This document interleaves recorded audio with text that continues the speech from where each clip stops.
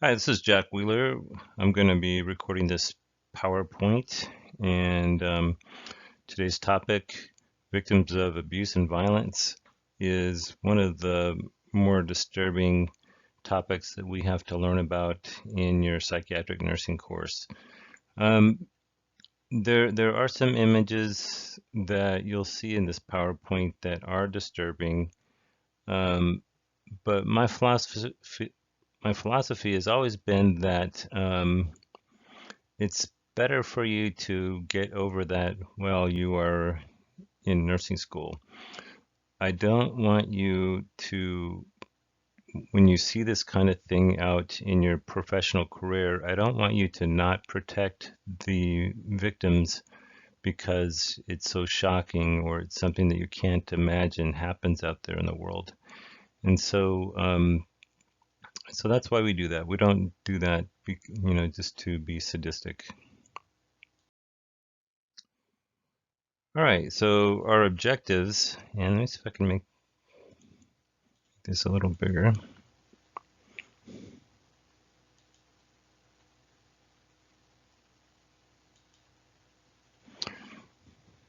Okay, our objectives at the end of this unit, you should be able to define domestic violence and the most certain way to convince an abusive person to stop. And we'll talk about that pretty early on. Characteristics of an abusive caregiver, the 3 stages of Lenore Walker's cycle of abuse. She was an author in the 70s that wrote a book called The Battered Woman that was a significant advance at the time. And that theory is still what we go by, even though it's very simplistic theory. But at the time, it was quite a breakthrough. Which stage most victims find it harder to leave the abuser and why? Characteristics of violent families, the effects short-term and long-term of family violence on children,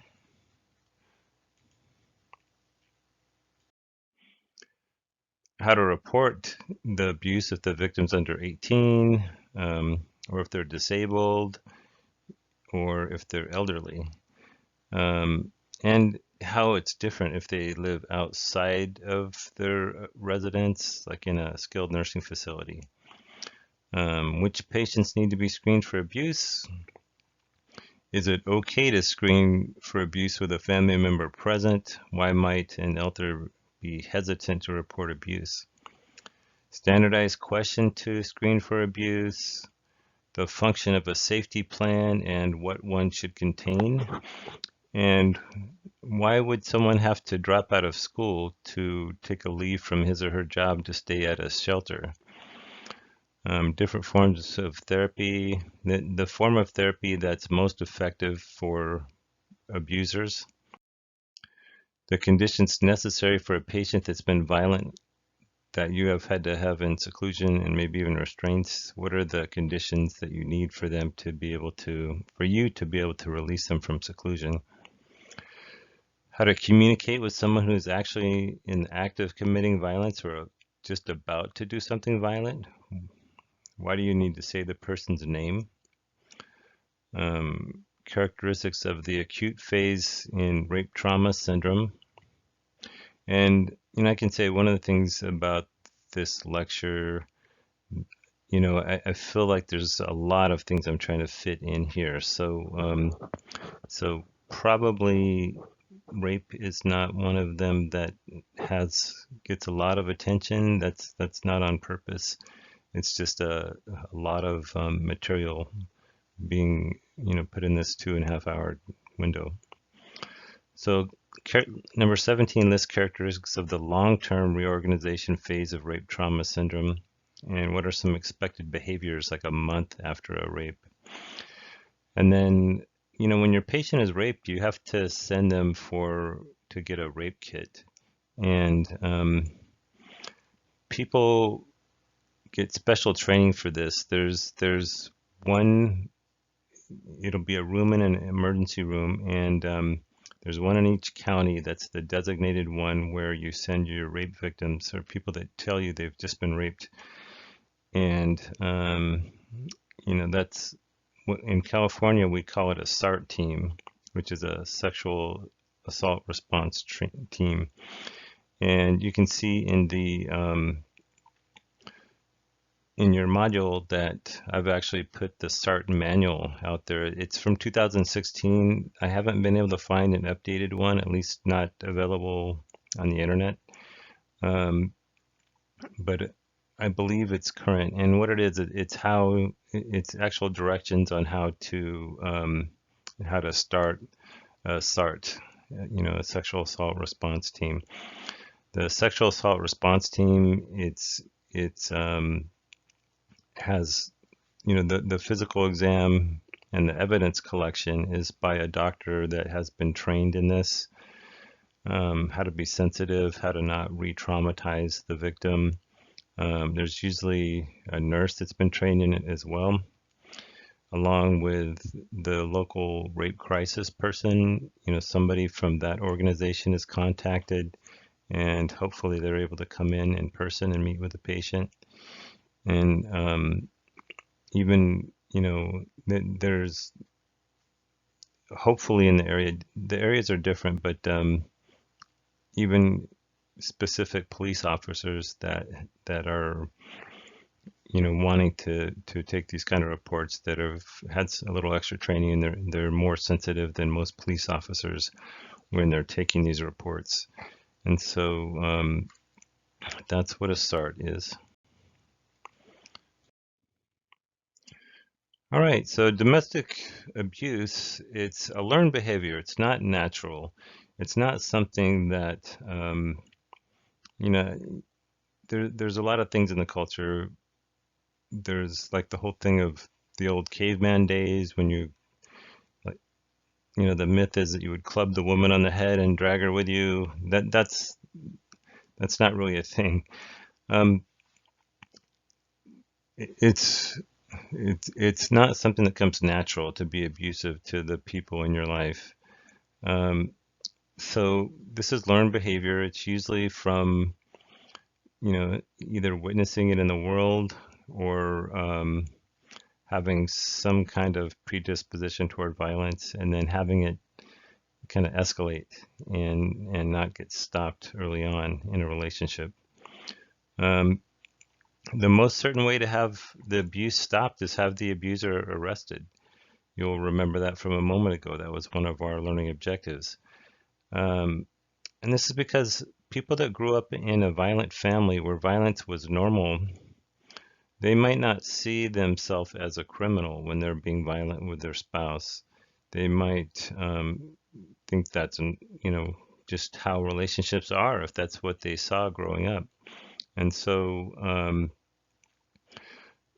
getting arrested, that is a shock to the system for people that generally are not a criminal, but they might do this.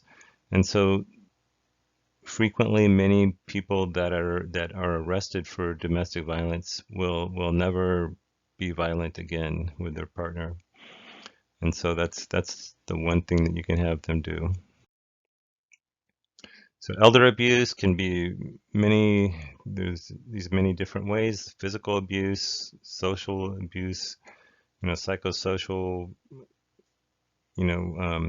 financial exploitation. Unfortunately, that's a big thing. Usually the person taking care of an elderly person can be, if it's a relative, it'll be usually somebody that doesn't have a career, and so they might, or they might feel entitled to some of the money of the person they're taking care of. And then sexual abuse. And anytime there's a real power differential in a relationship, there's always that potential for sexual abuse.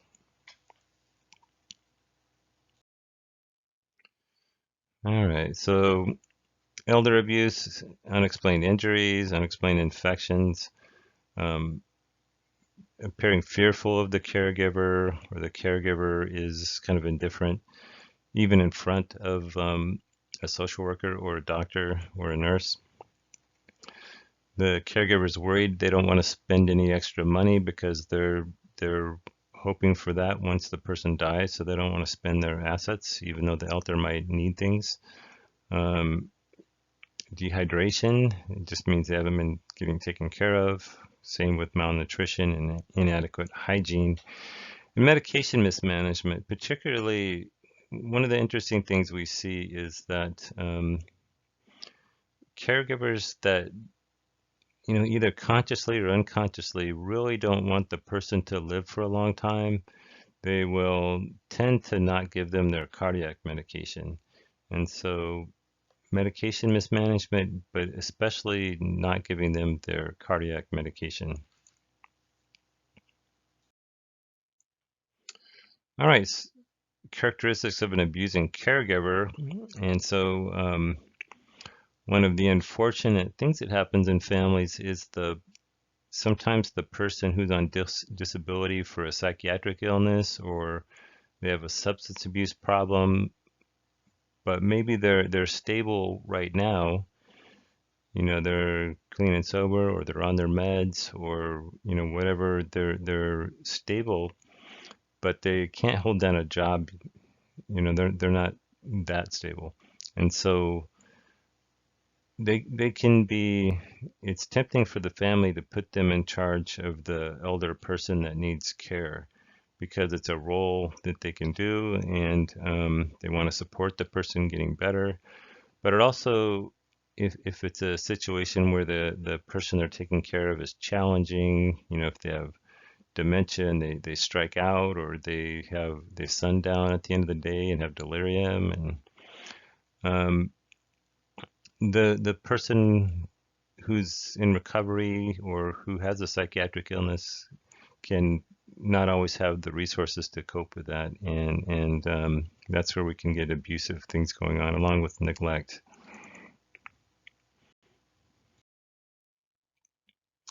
Right, emotional abuse is generally shaming someone, embarrassing them, threatening them, making fun of them in front of other people, withholding their affection. Some of the ways that people that emotionally abuse, they keep the person under control and keep them quiet, is to, especially with children, they threaten to kill their pets. With older adults, they threaten, if I don't take care of you, you won't be able to stay in your house, those kind of threats. And is emotional abuse associated with physical abuse? I think almost all physical abuse has an aspect of emotional abuse. And so I would say definitely yes to that. So this is the cycle of abuse we talked about in the objectives. This is based on the Lenore Walker book from the mid-70s called The Battered Woman.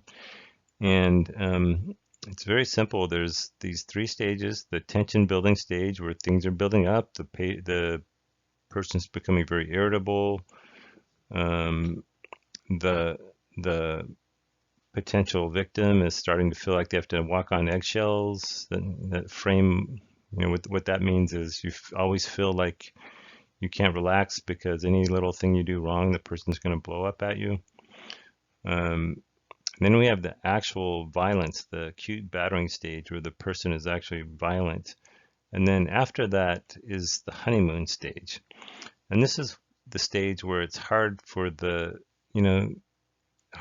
person to leave the person that's been abusive to them, because this is where the good stuff is. This is where the person feels bad for, they're sorry, they're nice. This is like the brief window where they're being treated well, because the abuser is worried about consequences, or they're worried about, and they might generally feel bad. There's not one kind of abuser. There's some abusers that are kind of cold and maybe have an antisocial personality, a little edge. Other ones are not. They feel very, they might be very jealous. They might be just emotionally fragile and not be able to contain their impulses toward violence. And so there's not one type of abuser. But for all of them, this is the honeymoon stage, is the time when you know, the person actually feels good for a minute that's being abused. And so it's hard to leave during that time. And then eventually the honeymoon stage kind of wears off and you go back to the tension building stage and it starts all over again. All right, so violent families, they tend to have poor boundaries. They feel like their kids, especially their kids, but people in their life, they kind of own them. They feel like, you know, and so that's how and they justify to themselves that, this happened to me when I was a kid and I turned out great, which is usually probably not the case, that they turned out great. Um, Most vulnerable age for children is 3 months to 3 years, and that's because they can't really tell on the abuser, and they also don't know what's normal, that they are, that they're being abused. This is just their life. So yeah, they can't really tell on someone yet. Um, there's usually a history of violence in the person's family of origin, and maybe even both. Maybe even the one that's the victim is also from a family where this was normal. And so in these families, there's a lot of depression, anxiety, substance abuse. And in substance abuse especially, one of the things about that is, a lot of times we get frustrated with people in our life, but if you're not intoxicated, if you haven't taken a substance that makes it where you're less in control of your impulses, maybe you would just be irritated by the person. You wouldn't lash out. But once you get substances on board, you reduce your frustration tolerance, and that can lead to a much more dangerous situation.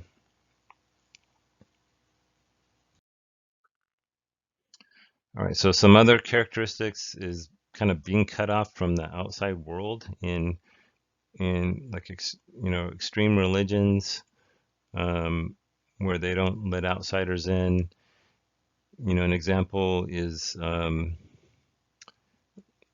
and they're a little more famous for their sexual abuse than violence, but the fundamentalist Mormons that kind of live out in the middle of nowhere, and they marry underage kids, underage girls, and kind of cast out the boys, and have multiple wives. That's a very cut off system, and so that's why that abuse kind of flourishes in that system. Some other things: the members have low self-esteem and poor impulse control, and generally, um, in these situations where there's the power is not balanced, the males have the power in this in the culture, and they can get the victim to feel like they're somehow to blame. All right, so these slides are going to be very important.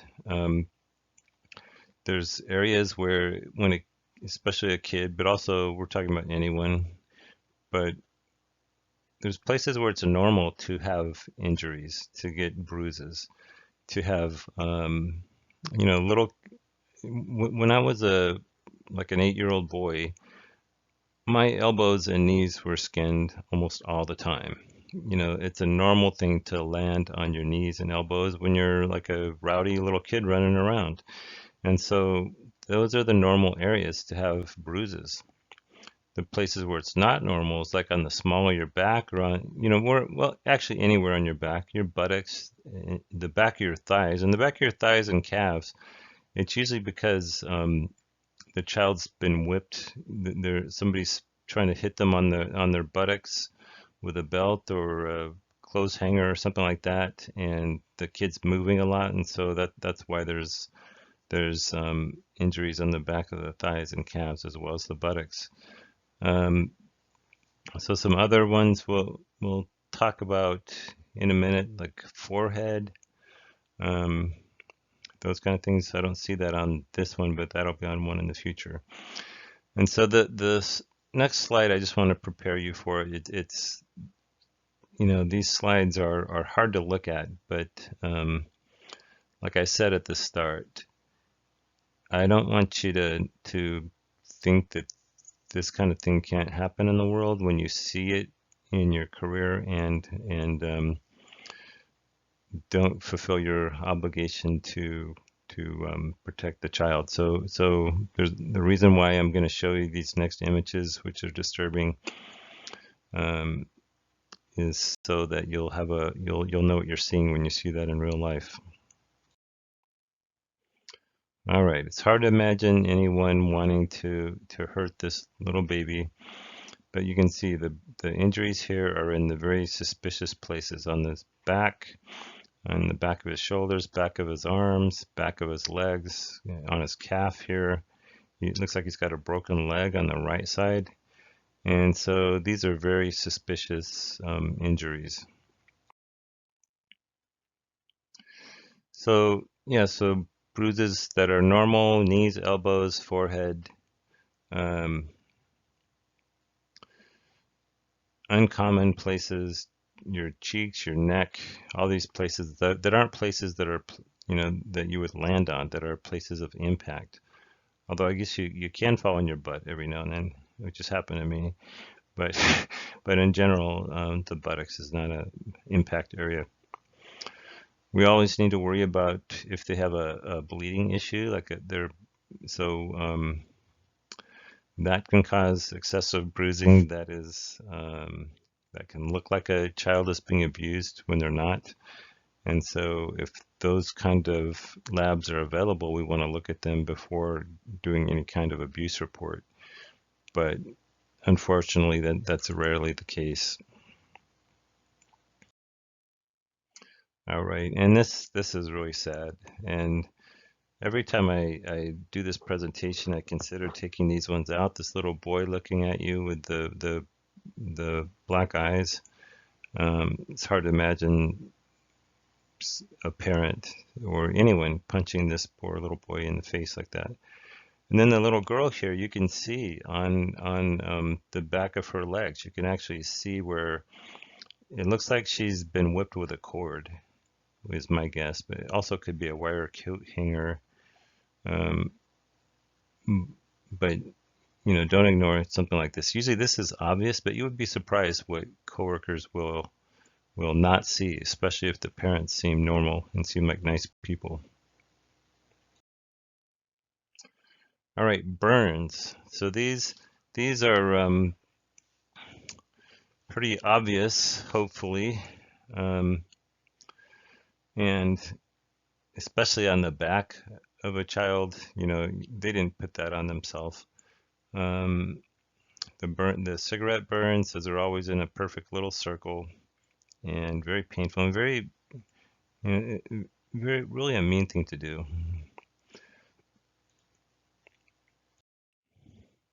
All right, so scalding. Now this can be accidental, but even if it's accidental, it's still you have to report it. Anybody that's ever bathed an infant knows that you always check the heat of the water before you put the baby in the water. And so this person could have either been intoxicated or intentionally wanting to injure the child. Generally, you'll see an exact line from where they were in the water versus when they were not in the water. And a baby is going to scream when they feel the burning. And so if you see that there's a lot of it, it means the person was doing it on purpose. So some other things, I hope these aren't too common, but if a child was bound like this, you can see the little lines on the wrist here and in the corner of the mouth. That's what that is.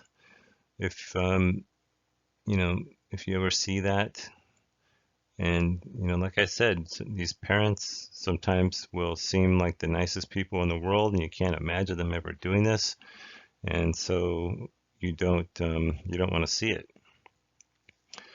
The Some of these are obvious, the handprint on the face and the cord on the butt here, and then an actual human bite mark on this boy. Um, that's what a human bite looks like, and that's because it can look a lot narrower than this. It depends on if they pinch the skin in there. Um, all right, so neglect, and so you can see this boy has like he's got that wide-eyed look of somebody that's starving. You usually only see that on, you see that on commercials where they're some third world country, they're trying to raise money. Um, but yeah, that's that kind of vacant stare. Um, he's actually got muscle wasting. He's got kind of a little old man's butt here. And then the abdominal distension caused by malnutrition. And you see that, you've probably seen that in your commercials where they're trying to raise money for starving children in other countries. Um, so we have the staging of bruises is the next line here. And what you should really understand is just the different colors. So like the first 5 days or so, it's purple, then it goes to green, then it goes to yellow, and then brown before it goes away. And so these stages, I don't test you on the exact days because there's so much individual variation. They show in research that even trained professionals, they don't always guess correctly. But just be aware this is the sequence. Starts out purple, goes to green, goes to yellow, then goes to brown. Um, and that's true whatever race the child is, whatever their skin color is, you'll still see that. And then the very bottom here is a subdermal hematoma. This is kind of like a hemorrhage in the brain, and these are some of the ways that children can die from this. Well, anyone can die, but especially children. All right. One of the really sad things is most child sexual abuse victims know their abuser. I have a colleague who, she really prides herself on being a great mom and being a go-getter as a nurse, and found out her daughter, who I think was like 10 or 12, something like that, had been getting molested for the last 4 or 5 years by a cousin, an older cousin, and so it's really crushing. It's hard because there's people in your life that you want to trust, and you know, the way you try to combat this as a parent is try to make sure your child feels like they can tell you things like this.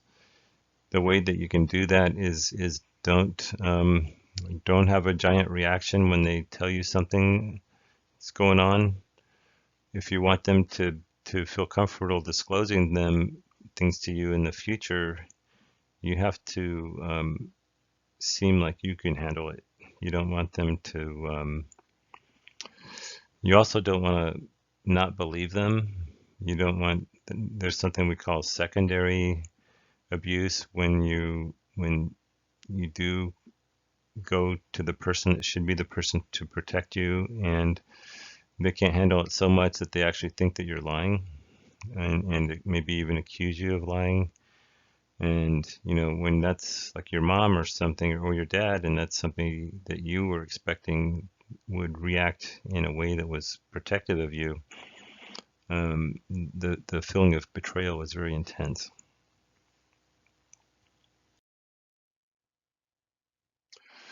All right, so signs and symptoms of sexual abuse in children. So these are all very basic. and probably obvious to most of us, but any kind of sexual behavior or knowledge of things that you wouldn't think a child would know of. One of the things that is more of a challenge for parents these days is you have to worry about the internet. You know, your parent filters, they're much better they are now than they are when they first came out, when the internet was new. But still, they're not perfect, and so you need to be careful. Um, Pregnancy or an STD, blood in the child's underwear, and the statements that they were sexually abused. It seems like something we wouldn't need to put in here, but like I said earlier, many times kids aren't believed. The parent, it's so stressful to believe that some person around that they trusted would do that to their child. Um, Trouble walking, and that can be that they were sodomized anally or vaginal sex, and then acting out with other kids. Kind of, play is how kids process the events of their life, and so kids that are being sexually abused, they're much more likely to act out sexually with other kids. And this is where we talk about kids that are in the stage, what we call the latency stage. If you remember Freud's psychosexual stages, the latency stage from about age 6 to age 12, those kids are it's not normal for them to be engaged in sex play, and so those are the ages where we would worry that maybe that child is being sexually abused if they're trying to be sexual with their peers.